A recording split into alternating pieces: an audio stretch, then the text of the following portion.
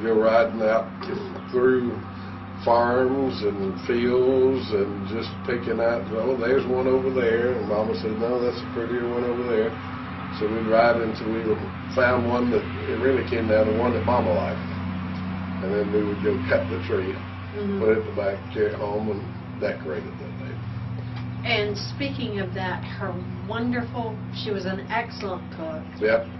And she always started making dressing at Thanksgiving and Christmas, and we could taste. I would eat bowls of raw dressing because Mama made the best dressing in the world, and that was way before we ever knew that we should worry about salmonella. Yeah. And so you never thought anything about eating a raw egg. Right. And she was a good cook. Just a table full of good food. Now, Mama's been gone 9 years now? No. Or 10? Since '93. 11 years. What were the things that you remember most that she liked to cook, that she was good at cooking? Other than the dressing. Geez, Mama could make the best. Her liver and onions were good. Best country fried steaks. Gravy. Ooh, Mama could make gravy. good gravy. Good cornbread. Oh, yeah. Yeah. Peas, butter beans, cream, corn. Oh. Stewed tomatoes. Fried stuff she was good at. Yeah. Pork chops were delicious. And she couldn't bake. No, she couldn't make a biscuit. But she didn't care. She didn't care. She made some funny looking pies, but they tasted good. And her coconut cakes wouldn't always sit up straight, but they tasted good. And you know, every holiday or every time after we grew up and all of us went home, she would always have made cheese straws. Yes. She would make cheese straws and fermented cheese. I was just telling Vicki about that the other day. And those were her two special treats for us. Yeah. Were those two items, and then she added the oyster crackers. Yeah, that's right. Do you remember, though, what she did to her cheese straws that not many people do today? The red pepper? Yeah. They were a little bitey, but good. See, after Amy and Julie came along in the family, they couldn't eat the real hot cheese straws, although Nebo tried to get them to. But they resisted that, so she made mild cheese straws and hot cheese straws. But after she graduated to that condition of, okay, you're going to have mild, we're going to have a hot, buddy, those hot were hot. She was going to have a one that she was going to call hot. It was going to be hot. Hey, you know, I remember you and Mama cooking chili.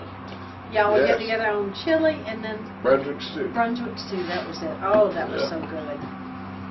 And you never could eat it the day you cook, or you could eat it the day that it was cooking, but it was always better the next day. And it was always a weekend-long event. You didn't just run in the house and make chili. It took a day of gathering the right products, because remember, Mama would go to the grocery store and talk to the butcher about how she wanted the meat ground, which pieces, and she put effort in the planning for the meat. Then there was the chopping of the onions and all that. So it was one day of preparation and cooking, and we cooked way into the night. Yeah. And they always had to have a dishwasher. Yeah. That was me. I was not the cook. I cleaned up, and boy, did they make a mess. Well, you pretty much eliminated yourself from the cooking team the first time you made potato salad for the family. Remember, there was going to be a cookout, and Mama was trying to get you to get involved in learning how to cook and be a part of it. So Mother went to get groceries. She bought the chicken, and she bought the beans to make the baked beans, and she bought 5 pounds of potatoes. And she went back, put everything in. Sandy got home, and Mama called you, didn't she? She said, well, go ahead and start making the potato salad. And you just be responsible for that, and I'll answer any questions you have, help you, but go ahead and make the potato salad. So Sandy did. Now, there was 4 of us going to have dinner. And we were going to have a few drumsticks, a few little beans, and some iced tea, and 5 pounds of potato salad. We had a whole tub of potato salad. Well, I knew everybody would enjoy it so much. They would eat plenty. I guess that did eliminate me from the cooking chores. That sort of delegated Nobody you to the dishwashing team. Nobody could afford me. It almost got Mama out when. Remember when she made chocolate fudge that time and we couldn't get it out of the pot, so we all sat on. We had to sit on the back porch with a spoon and dig it out, get it back. Speaking of homemade candy, remember Uncle Haywood used to make homemade peanut brittle? Yes. Oh my gosh, that was so good. Yep. He made great homemade brittle and hot tea. And only during the fall of the year, because it was cool and crisp. I'm sorry, and I tell you what. And the holiday, he got it. He made it. Seemed like he used to give it around the holiday period. Hot tea made. She will always be remembered by mine for her chicken pie. Chicken pie and her green peas. Remember how good her little. They grow them in the garden. Yeah. Fresh. That's one thing I want you to grow, because we can't, for whatever reason, grow them down here. But those garden peas are the best in the world. Yeah. And you can't buy them. No, can't find them anywhere. You can buy something in the grocery store that says garden peas, green peas, but they're not the real thing. Not the real thing. And something else they all use that stayed with us, and I still use it. Remember Adams cornmeal? Oh, I have Adams cornmeal in my freezer. Now here we sit in Central Florida, and Adams cornmeal is still only made in one little town in Alabama.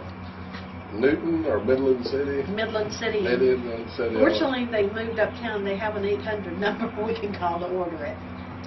But you call back to Midland City, Alabama, so little Jacob and little Susie and little Virginia and little Harry and all the others are coming after you, Jacob.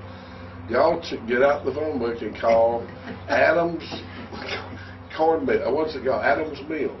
I think so. Adams Mill in Dothan or Midland City, Alabama. That cornmeal makes the best cornbread in the whole wide world. And didn't Mama used to take the superfine and the fine and mix it?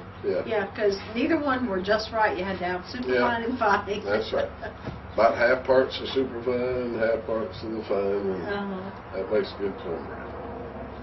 And remember when we were living in Ayrton, we used to go down in the summertime to Grandmama and Granddaddy Baker's, and I can remember them having homemade peach ice cream. Yes. Homemade peach ice cream. And fresh that was peaches. You would sit out on the front yard, which was overlooking the post office. Yes, post office right across the street. See when it wave at everybody when they came to pick up the mail. And there was a tremendous pecan tree that shaded their yard, and it was so nice. And we'd sit out there, and you'd have to take turns sitting on the ice cream churn, because somebody had to weigh it down, and they'd put newspapers to layer it so that you wouldn't freeze your rear. That would be the insulation. You wouldn't freeze your rear as somebody else churned. And remember one year Harry got into Grandmama's elephant ears. Yes, there was a big